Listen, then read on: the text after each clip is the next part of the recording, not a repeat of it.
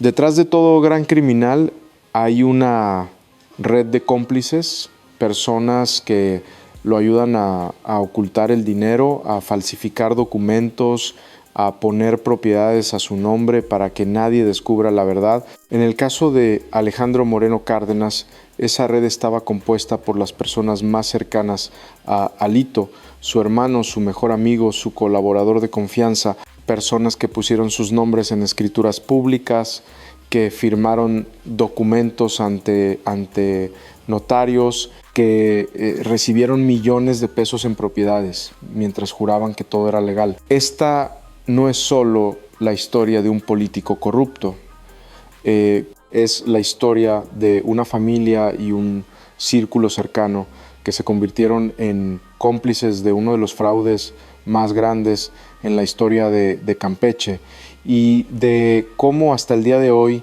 ninguno de ellos ha pisado una cárcel. Yolanda Mercedes Cárdenas Montero tiene 78 años. Es la madre de Alejandro Moreno Cárdenas. Durante décadas vivió una vida tranquila, alejada de los reflectores, pero cuando su hijo llegó al poder, primero como senador y luego como gobernador de Campeche, el nombre de Yolanda comenzó a aparecer en lugares inesperados. Escrituras públicas, registros de propiedad, documentos notariales. Según las investigaciones de la Fiscalía de Campeche, Yolanda Cárdenas es propietaria registrada de al menos 8 inmuebles en zonas de alta plusvalía del estado, entre ellas 3 propiedades en la exclusiva privada residencial Lomas del Castillo, el mismo lugar donde Alito tiene su mansión de 128 millones de pesos. Una de esas propiedades fue expropiada en septiembre de 2025 por la gobernadora Laida Sansores para construir la Universidad Rosario Castellano. Los registros muestran que Yolanda adquirió estas propiedades entre 2008 y 2015, precisamente durante los años en que su hijo ejercía como senador federal y después como gobernador. Pero aquí está el problema. Yolanda nunca tuvo un empleo formal que generara ingresos suficientes para justificar esas adquisiciones. No fue empresaria, no heredó una fortuna, no ganó la lotería. Entonces, ¿de dónde salió el dinero? La respuesta, según los peritajes de la Fiscalía, es simple: de su hijo. Las propiedades fueron compradas con dinero de Alito, pero registradas a nombre de su madre para ocultar el verdadero origen de los fondos y evitar levantar sospechas sobre el enriquecimiento inexplicable del entonces senador y gobernador. Esta práctica se conoce como testaferro o prestanombres. Es una de las técnicas más comunes en casos de corrupción y lavado de dinero. El político corrupto no pone las propiedades a su nombre porque eso generaría alertas fiscales y judiciales.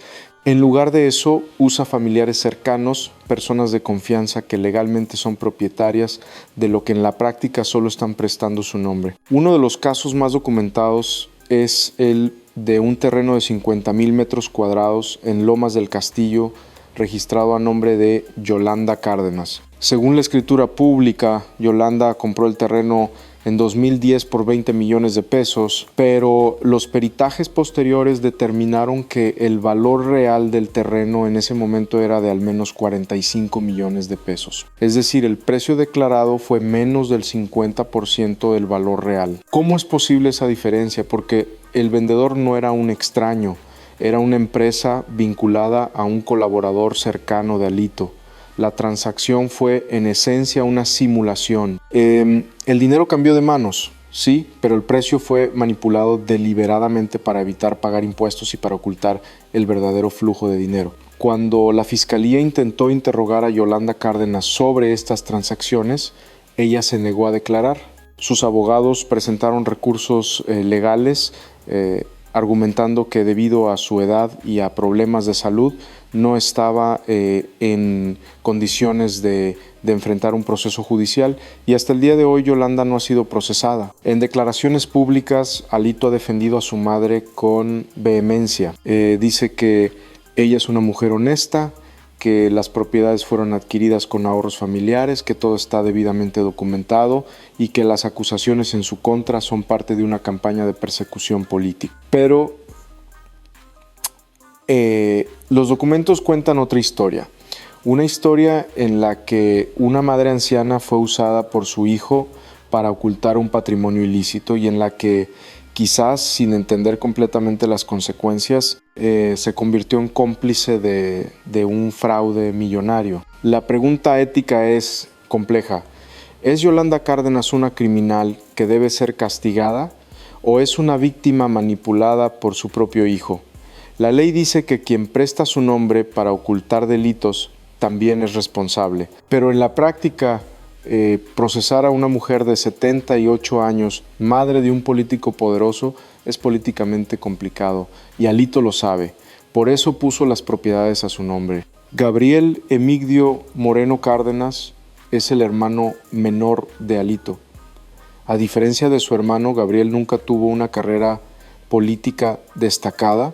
Trabajó en el sector privado en negocios relacionados con construcción y desarrollo inmobiliario, pero cuando Alito llegó al poder, la fortuna de Gabriel creció de manera inexplicable. Según las investigaciones, Gabriel es propietario registrado de al menos 6 inmuebles en Campeche, la mayoría adquiridos entre 2012 y 2017. Entre ellos hay terrenos rústicos, locales comerciales y un departamento en las Torres de Cristal de la avenida Ruiz Cortines, una de las zonas más exclusivas de la capital campechana. Pero lo más revelador no son las propiedades en sí, sino las transacciones que las originaron. En varios casos, Gabriel compró terrenos a precios significativamente por debajo del valor de mercado y los vendedores, en muchos casos, eran empresas que después recibieron contratos millonarios del gobierno estatal cuando Alito era gobernador. Un ejemplo concreto: en 2014,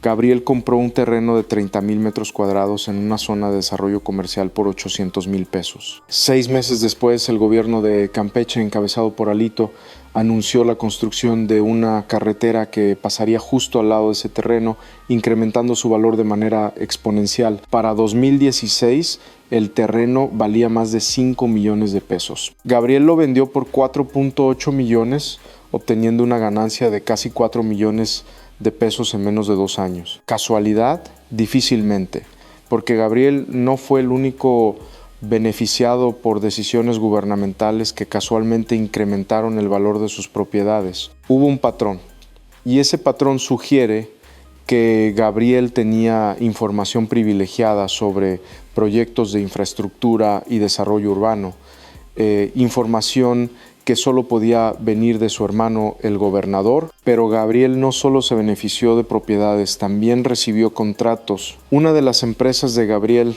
dedicada a servicios de construcción, ganó varias licitaciones del gobierno estatal durante el mandato de Alito. Los contratos sumaron más de 25 millones de pesos y aunque técnicamente Gabriel no podía participar en licitaciones gubernamentales por su parentesco con el gobernador, encontró la manera, registró la empresa a nombre de un socio mientras él mantenía el control real del negocio. Cuando los medios comenzaron a investigar estos vínculos, Gabriel se defendió.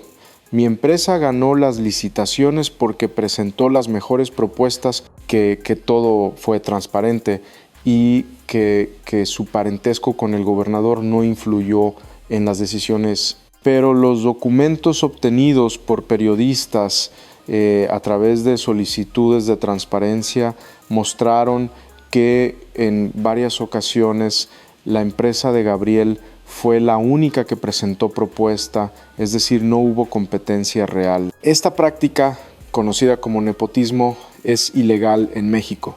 La ley prohíbe que familiares directos de funcionarios públicos reciban contratos gubernamentales, pero en la práctica es difícil de probar cuando se usan intermediarios y empresas fantasma. Gabriel Emigdio tampoco ha sido procesado. Ha presentado declaraciones fiscales que, según sus abogados, justifican sus ingresos y su patrimonio, pero los peritajes de la Fiscalía muestran inconsistencias. Gastos que no corresponden con ingresos declarados, propiedades cuyo origen del dinero no está claro y vínculos comerciales con empresas que recibieron favores del gobierno de Alito. La relación entre los hermanos Moreno Cárdenas ilustra algo que se repite constantemente en casos de corrupción en México. Cuando un político llega al poder toda su familia se beneficie. No porque sean empresarios brillantes o porque trabajen más duro que los demás, sino porque tienen acceso privilegiado al poder y lo usan para enriquecerse. Si hay alguien que conoce todos los secretos de Alito, ese es Juan José Salazar Ferrer, arquitecto de profesión. Salazar Ferrer ha sido amigo cercano de Alejandro Moreno desde hace más de 20 años y cuando Alito comenzó a acumular propiedades, Salazar Ferrer estuvo ahí no solo como amigo, sino como pieza clave del esquema. Según las investigaciones, Juan José Salazar Ferrer es propietario registrado de al menos 12 inmuebles en Campeche, la mayoría ubicados en Lomas del Castillo. 2 de esos inmuebles fueron expropiados en septiembre de 2025 por el gobierno de Laida Sansores. Pero lo que hace a Salazar Ferrer particularmente relevante no es solo la cantidad de propiedades a su nombre, sino el rol que jugó en la adquisición y desarrollo de las propiedades de Alito. Como arquitecto, Salazar Ferrer fue el encargado de diseñar varias de las construcciones en Lomas del Castillo, incluyendo la mansión de 128 millones de pesos. Pero su participación fue más allá de lo técnico. Los documentos muestran que Salazar Ferrer actuó como intermediario en múltiples transacciones inmobiliarias.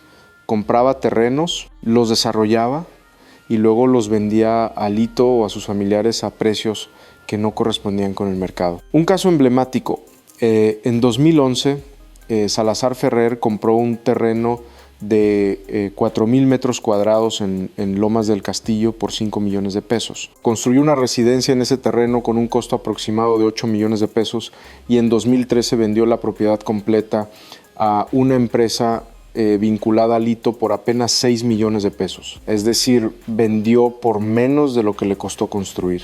¿Tiene sentido eso desde el punto de vista económico? No, a menos que la transacción fuera una simulación, a menos que el verdadero propietario desde el inicio fuera Alito y Salazar Ferrer solo estuviera prestando su nombre para ocultar la operación.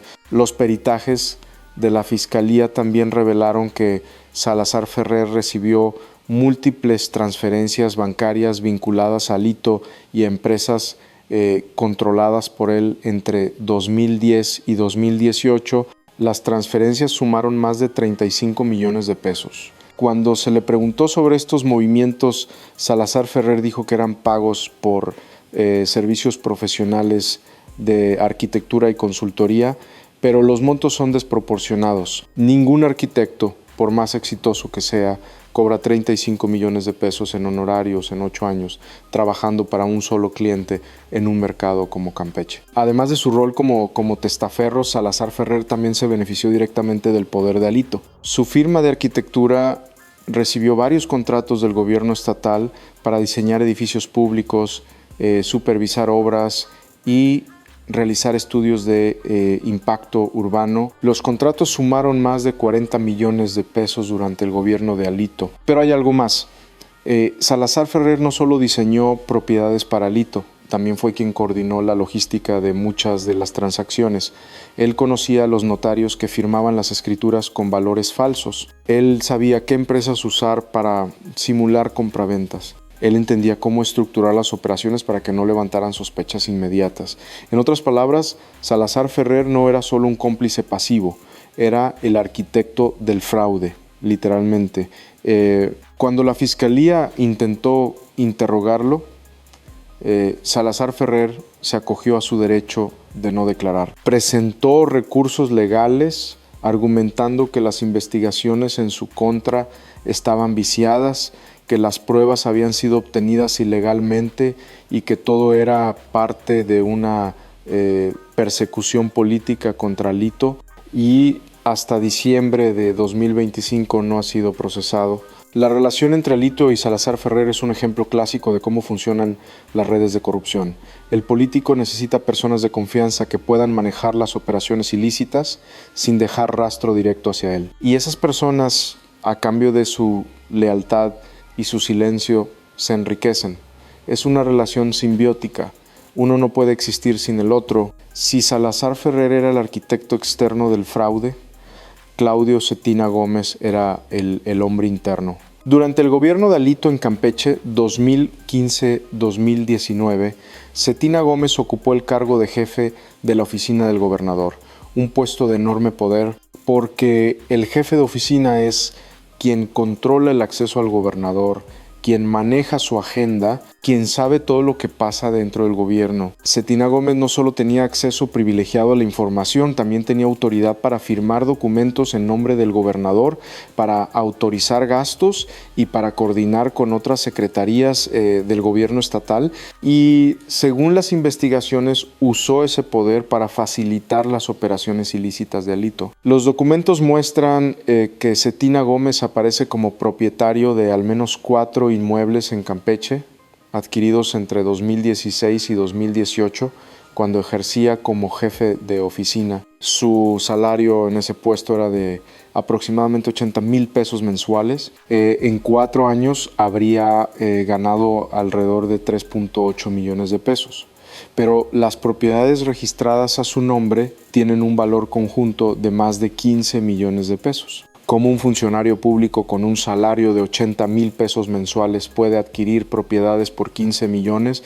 La respuesta nuevamente está en las transacciones sospechosas. Cetina Gómez compró sus propiedades a precios muy por debajo del valor de mercado y los vendedores, en varios casos, eran las mismas empresas y personas que aparecen vinculadas a las transacciones de Alito, su madre y Salazar Ferrer. Pero el rol de Cetina Gómez fue más allá de adquirir propiedades. Según testimonios de exfuncionarios del gobierno de Alito recabados por periodistas, Cetina Gómez era quien coordinaba los pagos a los notarios que legalizaban las escrituras con valores falsos, era quien se reunía con los empresarios que vendían terrenos a precios simulados, era el enlace entre el gobernador y la red de operadores que hacían posible el fraude. Uno de los testimonios más reveladores proviene de un ex colaborador del gobierno que habló bajo condición de anonimato. Según su relato, Cetina Gómez mantuvo una lista de personas de confianza que podían ser usadas para registrar propiedades, firmar contratos y mover dinero sin levantar sospechas. Era una especie de directorio de testaferros. Y cuando se necesitaba realizar una operación, Cetina Gómez era quien asignaba qué nombre se pondría en la propiedad. Este testimonio nunca pudo ser verificado completamente porque la persona que lo dio no accedió a declarar formalmente ante la fiscalía por temor a represalias, pero coincide con los patrones que los investigadores han identificado en las transacciones. Cetina Gómez también está vinculado a otro aspecto del esquema, el uso de empresas fantasma. Varias de las compañías que compraron y vendieron propiedades a Alito y su círculo cercano estaban registradas en direcciones que resultaron ser falsas. No tenían empleados, no presentaban declaraciones fiscales significativas y sus únicos movimientos eran las transacciones inmobiliarias vinculadas al caso. Una de esas empresas, llamada Desarrollos Inmobiliarios del Sureste S.A., DCV, tenía como domicilio fiscal una oficina en el centro de Campeche, pero cuando periodistas visitaron el lugar encontraron que la oficina no existía. La dirección correspondía a un edificio abandonado y cuando buscaron quién era el representante legal de la empresa, descubrieron que era una persona que vivía en el extranjero y que al ser contactada dijo que nunca había oído hablar de esa empresa. Estas empresas fantasmas son fundamentales en esquemas de lavado de dinero porque permiten mover recursos sin dejar un rastro claro. Y según los investigadores, Cetina Gómez era quien coordinaba la creación y uso de estas empresas. Al igual que los otros cómplices, Cetina Gómez no ha sido procesado. Ha declarado que sus propiedades fueron adquiridas con ahorros personales y préstamos familiares, que su participación en el gobierno de Alito fue siempre dentro del marco legal y que las acusaciones en su contra son infundadas. Pero los documentos, los testimonios y los patrones de comportamiento sugieren lo contrario. Sugieren que Claudio Cetina Gómez fue el operador interno que hizo posible el enriquecimiento ilícito de Alito y que sin su participación el esquema no habría funcionado. Han pasado más de 3 años desde que la Fiscalía de Campeche abrió la investigación contra Alejandro Moreno Cárdenas. Las pruebas contra él son abundantes: 47 propiedades, 82 millones en operaciones sospechosas, peritajes que muestran valores manipulados, documentos que evidencian simulaciones. Pero si las pruebas contra Alito son tan contundentes, las pruebas contra sus cómplices también lo son. Entonces, ¿por qué ninguno de ellos ha sido procesado? La respuesta es compleja, pero se resume en 3 factores: poder político, recursos legales y complicidad sistémica. Primero, el poder político. Mientras Alito siga siendo senador y líder nacional del PRI, tiene la capacidad de proteger a su círculo cercano. Puede usar su influencia para presionar a fiscales, para retrasar investigaciones, para bloquear órdenes de aprehensión, y sus cómplices lo saben. Por eso permanecen leales, porque saben que mientras Alito tenga poder, ellos están protegidos. Segundo, los recursos legales.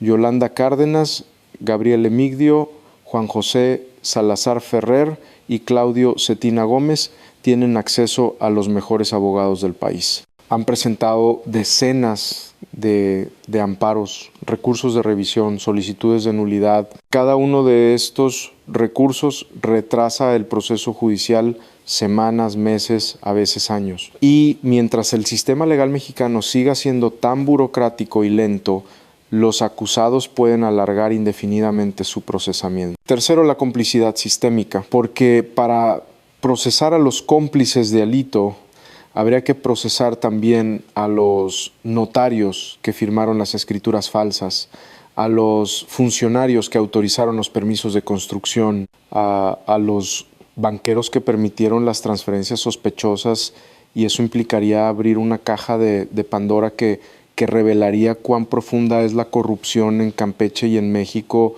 Es más fácil políticamente enfocarse en el villano principal, en Alito, y dejar que sus cómplices permanezcan en la sombra, porque procesarlos a todos expondría la magnitud real del problema. Y eso es algo que muchas autoridades prefieren evitar, pero la impunidad de los cómplices envía un mensaje peligroso. Le dice a otros funcionarios públicos que pueden participar en esquemas de corrupción y que mientras tengan un jefe poderoso que los proteja, no habrá consecuencias.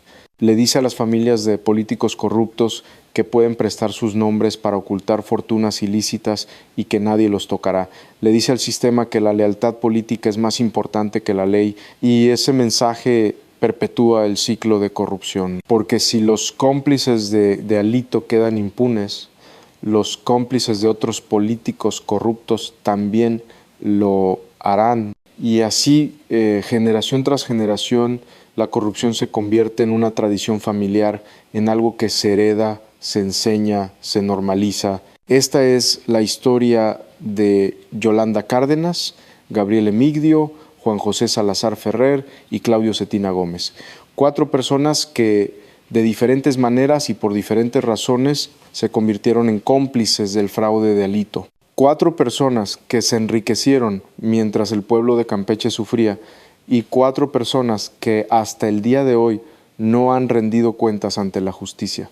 La pregunta final no es solo si algún día Alito enfrentará un juicio, es si algún día sus cómplices también lo harán. Porque mientras la red permanezca intacta, mientras los operadores sigan libres, mientras las familias sigan prestando sus nombres sin consecuencias, la corrupción en México seguirá siendo un negocio familiar y la justicia seguirá siendo una ilusión.